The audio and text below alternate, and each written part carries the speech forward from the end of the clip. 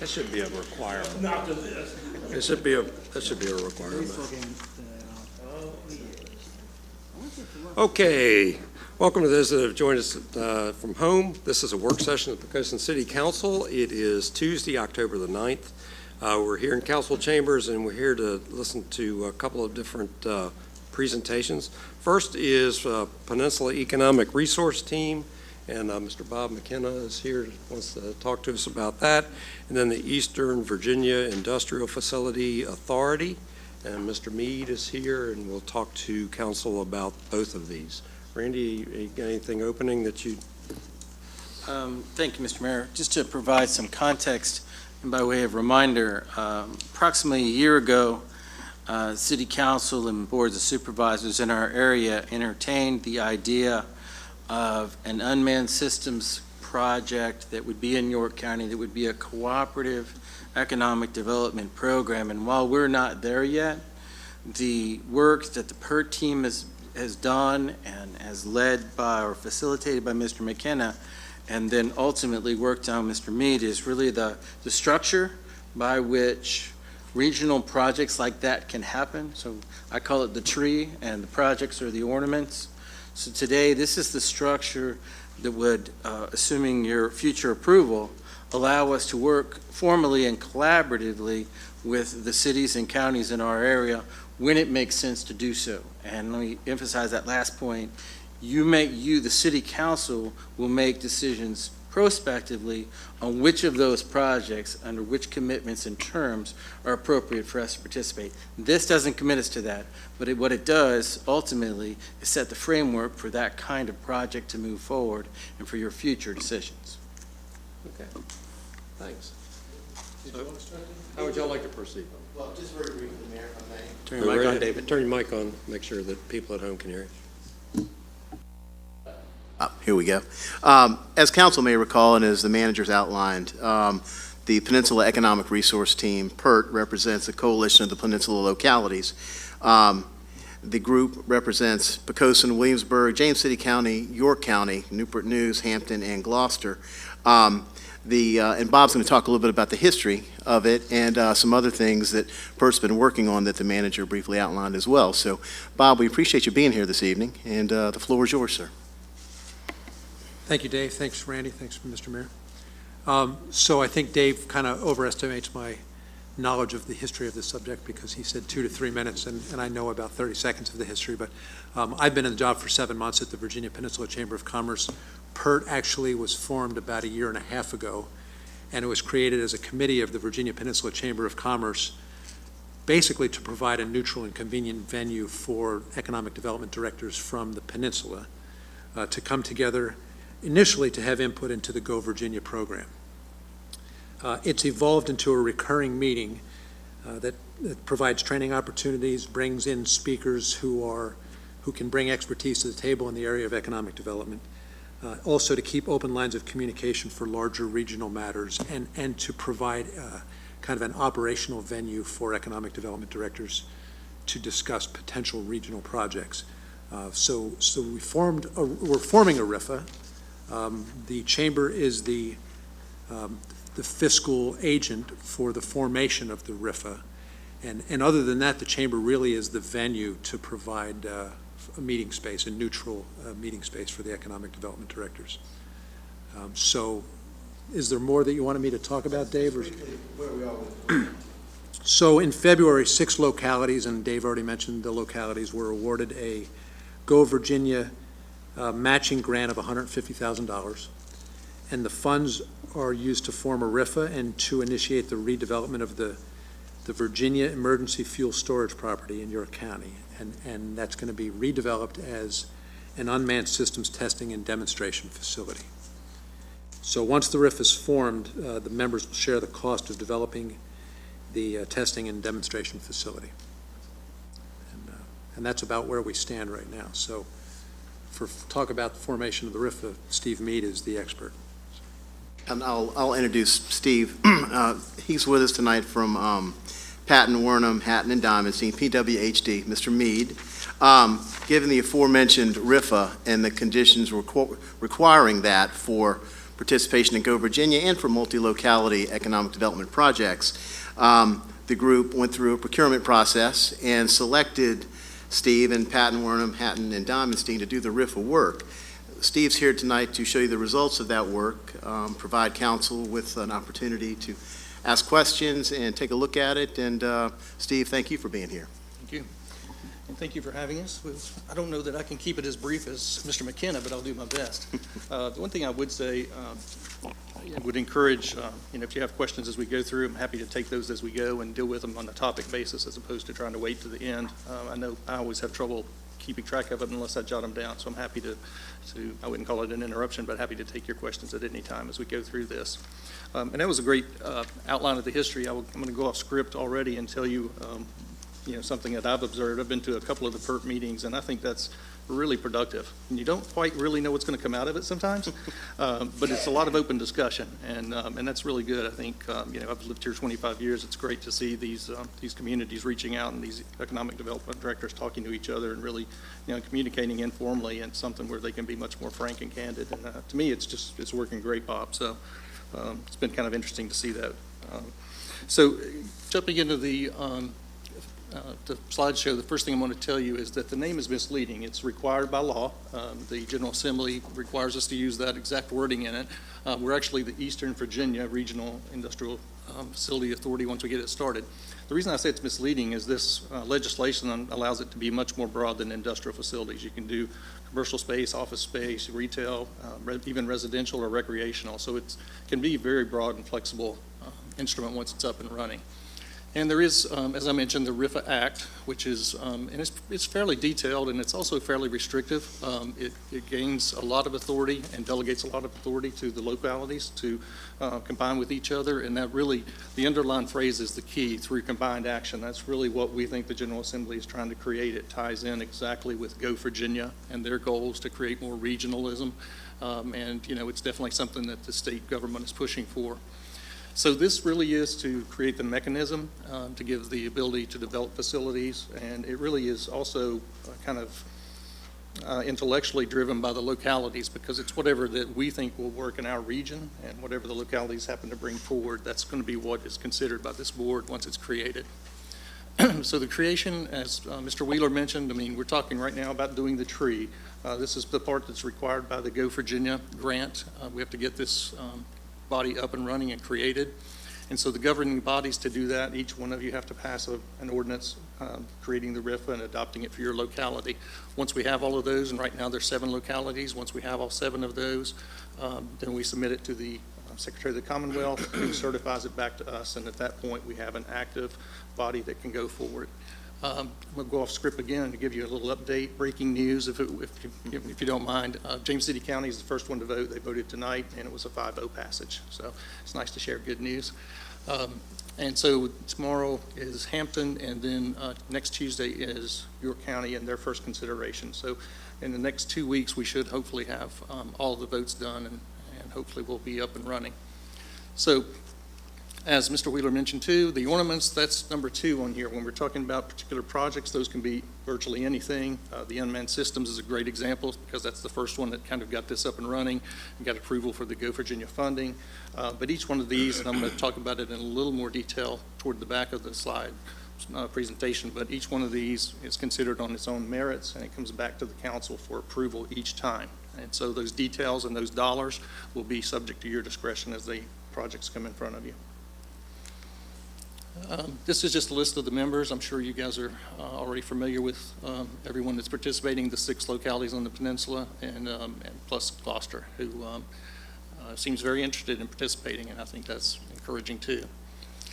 Future expansion, and this can be important. I think you will hear about this in the future. Once we get EV RIFA up and running, we're anticipating that there will be some projects, hopefully, where we reach across the water and maybe partner with some of the Southside jurisdictions. There may certainly been some discussion about that, so it could be a broader regionalism than just the peninsula.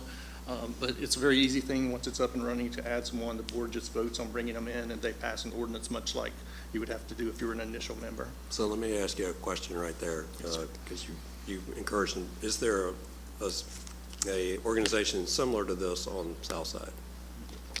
No, as a matter of fact, there are 11 that we were able to identify around the state. Okay. None of them in Eastern Virginia, and really none appear to be in Northern Virginia. They're primarily in the south side, the Danville, Martinsville area, and then far southwestern Virginia. And it's a little difficult to tell exactly how they're doing and which ones are still up and functional. We didn't want to spend a lot of money chasing that, but we were able to identify 11 of them that have been created, going all the way back to '99. All right, thank you, sir. Could I jump in on that?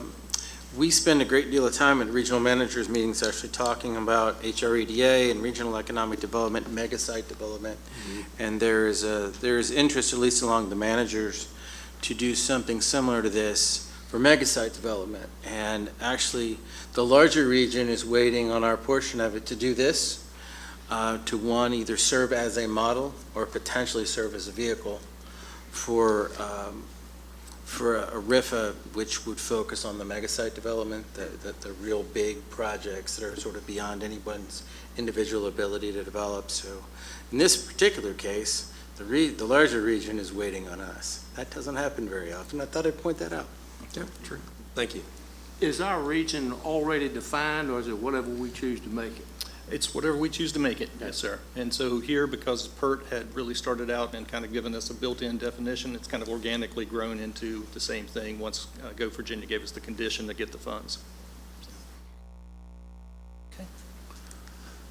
All right, so this is probably takes us into what I wouldn't say controversial, but what's been one of the more discussed areas. So to govern a RIFA, we set up a board just like you would have for your EDA, or much like the council functions. And it's going to have a board of directors, and there's 2 regular members appointed by city council and then 2 alternate members appointed by city council. We have set it up at this point so that each jurisdiction will choose an elected member from either your council or your board of supervisors to be one of those regular board members. The other 3 are at your discretion. As you'll see, the recommendation, however, is that we, appoint the Economic Development Authority member as the second regular board member, and that the Economic Development Director for each locality be appointed as an alternative EV-RIFA board member. And the reason for this, and I say it's gotten some discussion because, and it's kind of interesting talking to 7 jurisdictions, the different perspectives you hear, but there's a couple of them that really are concerned about this, thinking that we're tying the localities' hands and we're trying to tell you what to do, which was certainly not the intent. But the others on the counterbalancing argument or discussion is that it's important to have those elected officials be involved and know what's going on, particularly something such as this that involves tax revenues. I mean, it comes back before the full council, but it's nice to have a liaison who's going to be there sitting and kind of have the background all the time. And that's really the reason for the recommendation for the others. It's only set up to meet twice a year. It can meet more frequently, and it will meet more frequently if there's a project going on that needs help. But we're trying to find a balance that's not going to be a burden to the elected official that gets appointed to this board seat. At the same time, making sure that we've got folks who, like the Economic Development Director, who can go and fill in if there's a conflict or a scheduling issue, because we know that you guys are getting asked all the time to go and do things and put things on your calendars, and so we wanted to try and find a balance. So we're hoping that this is acceptable, and everyone seemed okay with it. And like I said, James City County, I don't think I'm telling you anything I shouldn't to say they were a little concerned about this, but they passed it 5-0 tonight, so they're okay with it as drafted now. And then, once the board's up, it selects from its membership a chair, or vice chair, treasurer, and a secretary each year. So right now, there would be 14 board members and 14 alternates. And the alternates would only go in the event that there's an absence, but they can go and vote exactly as if it were a regular board member. So that's an important power. Okay, this is one, and Mr. Wheeler and we kind of were worried about this, and we've added this slide. It's kind of a new slide in the past week or so, but everyone's always worried about that core obligation and what do we have. So this outlines for you the creation phase. This part's already completely paid for by the localities and the Go Virginia funding, so that's important. Nothing else has to be put in for that. Operational dues, I mean, things such as staff salaries or benefits or any type of leases and things like that. That's what the type of things we'd be talking about. And it's important to note there is none of that anticipated at this time. It's going to be housed and really operated by the existing EDA directors in each jurisdiction. And later adoption to change that and implement operational dues requires approval of all of the governing bodies. So everyone that comes in would have a vote on that later if it were to be enacted. I mean, it would be up to you. And then, as I mentioned, we're going to go through in a little more detail the individual projects, but those only, they will certainly require funding, but it only is to the point that you decide you want to participate, just as Mr. Wheeler said. It's going to be up to you when it comes in front of you. So, again, the important thing to take away from this is you've already committed and paid your money to take care of this, and there's nothing new by passing this. It becomes an obligation and nothing ongoing that would be a continuing obligation for you. All right, annual report. This is one of the kind of technicalities, but I think it's important to note, and the Virginia General Assembly certainly thought it was important to put it in, an annual report of the EV-RIFA's activities. And what we come back and report to you each year is the activities that are going on, what projects are being considered, what projects are ongoing, as well as operating and financial statements so that you have an idea how the money is being spent and how things are actually operating. All right, now this is probably the heart of the project's participation. I mean, this is where all the action is going to happen. Any jurisdiction can bring forward a project to be considered and by the other participating localities. Each one will be handled on an individual basis, and costs for the projects and any revenues that come out of a project are only going to be shared by those who participate. So if, for example, the council decides it does not want to participate in any particular project, then you wouldn't have no risk for that at all. And so I think the bottom sentence is important. There's no requirement to participate and no penalties or adverse consequences for member localities. So if someone comes in and wants a seat at the table and wants to be involved in these discussions, but their governing body doesn't necessarily want to participate in a lot of these projects, and we can see that maybe with a couple of the more rural jurisdictions, that's perfectly fine. We want them at the table. We want the participation and discussion. And I think importantly, you'd want to be sitting there to have those discussions for something like Mr. Wheeler suggested. If there's a mega site or a shovel-ready site that comes about, you guys would want to be part of that discussion. And I think really all 7 of you would. So this gives you a good vehicle for doing that. So how does the voting rules adjust for that once, remember, everybody says they want to get in on a site, right? Or let's say Poquoson, York County, and Hampton got in on one, but Newport News didn't opt in or whatever. How does that work as far as the decision process from that point forward?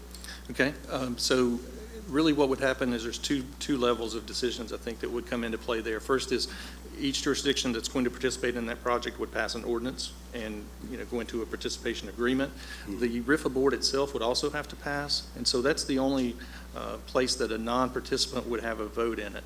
But those votes are by majority of the board, and it requires, before you can have a quorum, you have to have at least half of the jurisdictions there at every vote to have a quorum and actually take action. So I think there's some built-in protections, and that came straight from the General Assembly. We carried that language straight over. Okay. But once you're in the participation agreement, then we've talked about and perhaps could see probably a committee that would be focused on that of the participating localities, whether it's 3 or whether it's 6, right. That would then carry that forward from that point, because obviously if you're not participating, you wouldn't want to have the burden of administering right. That's what I was worried about. Exactly. All right. Yes, so, and no weighted voting? No, sir. Okay. Anyone, that's a good point. Anyone that comes in later, another locality were to come in later, I mean, for example, if Isle of Wight came in, they would still get the same thing, 2 votes. Similarly, if Virginia Beach came in and that was approved, they would have 2 votes, which is important, I think. Particularly, this has started out in a very, equal fashion, and I think everybody wants to preserve that. Okay, thank you. Okay, so revenue sharing, this is kind of the heart of the, the RIFA Act. I mean, it allows, it's not really the first time, but it's the first time in quite this way for localities to make a decision to do tax revenue sharing arrangements, and it has to be by agreement. The first bullet point is talking about if the facility is located in that jurisdiction, and the jurisdiction has to approve it by ordinance for the revenues to be collected from that facility and remitted back to the authority for distribution in accordance with the participation agreement. So it requires that, shall we say, hosting jurisdiction to make a separate action. Member localities then, so whoever is in the participation agreement for a project, have to agree on a revenue and economic sharing arrangement. We refer to them as participation agreements. It's effectively a contract between the jurisdictions that agree to do that, and it's going to have all the details about the costs and how that's going to be handled, and the revenue sharing that's coming back out of it, and any revenues that are generated, for example, if it's a lease situation where you get a company to come in and lease a facility. So all of that would be handled in the participation agreement itself. And then the last one really kind of explains that it still requires a majority vote of the governing bodies to reach such an agreement. So General Assembly, of course, very protective of tax revenues, and we want to make sure that that gets carried out, and so that's where you get those protections built in. Come back to council and to the boards for each vote on something like that. Is there an avenue in that for the state to participate at all? I would say yes. It's not very clear, but really you can almost bring anyone you want. And there's a couple of the a couple of the existing RIPAs, one in particular near Martinsville that has it's a regional, missing the word. It's a regional industrial park, for lack of a better term. It's not quite accurate, but they may not like it, but it's close. Yeah. But it's actually set up as a North Carolina corporation or an LLC, and it's a member in the RIFA, which is really interesting to me. But yes, you could actually do that. I wouldn't really anticipate that because of the state complications it would create, Okay. but certainly you might have a state agency participate at some level. You also can have private, if you get a private landowner, for example, that has a large tract of land and we want to maybe do a shovel-ready site on something like that, it allows for that much flexibility too. And so you may have the localities plus a private landowner or maybe an agency. I mean, the one that we're thrilled to have at the table and talking to us all the time is the College of William & Mary. A great resource, great people, tremendous intellectual, abilities they bring to it, and they've been very cooperative and very interested in it. And so I find that very encouraging. Okay, that's interesting. Thanks. Excuse me, would a private landowner have voting rights over taxpayer funds? No, sir, they would not. They don't become a member locality. They just have the right to participate, and so they would contribute the land and then, get something back out of it based on whatever the localities were to approve. They'd be in the contract portion of it. Yes, sir, that's right. Okay. Okay, almost at the end, so I haven't kept my word about Bob really beat me, but a RIFA termination. So how does this end? At the end of the useful life of the authority, there's a dissolution provision, and this is all very technical, and it's laid out in the RIFA Act itself and requires going back to the governor to terminate an act of the General Assembly as well. But probably the more common and more likely thing would be you have someone that gets in and a locality that gets in and later decides they want to get out, and that's possible under number 2 with majority approval of the other member localities after making arrangements to pay for whatever debt or burden that you've incurred while you're in there, and arranging for any dues or general dues, if any, for the operation of the authority for the current succeeding fiscal year. Again, this is language that we took straight from the statute. We're all bound by the same provisions on this.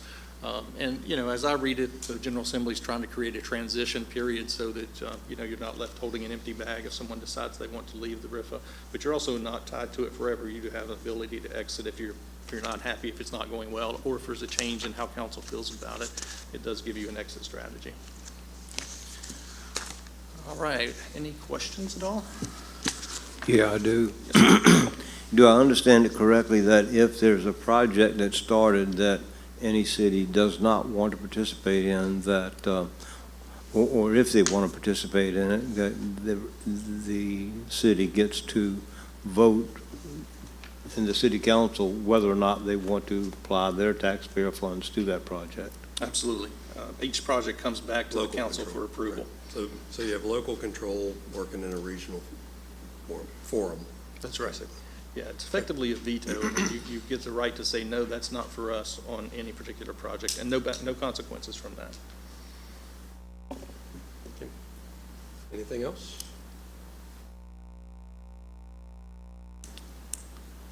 Interesting concept. I thank you for explaining that to us. Certainly something to think about, Randy, if we elect to move forward. When would we see this? Unless otherwise directed, sir, we plan to bring this as an action item at your next agenda meeting. Okay. So that is the 22nd of October. Okay. I hope you realize that Steve has had the great pleasure of having 7 city attorneys look at his legal work and tell him how it should be drafted How it should be and handled. I've seen the emails that have been flying back and forth. Thank you very much. It's been a fun project. Thank you for your time. All right, thank you. All right, and I think that's everything for the work session tonight. So we should be back in about 30 minutes for the regular session. Thank you.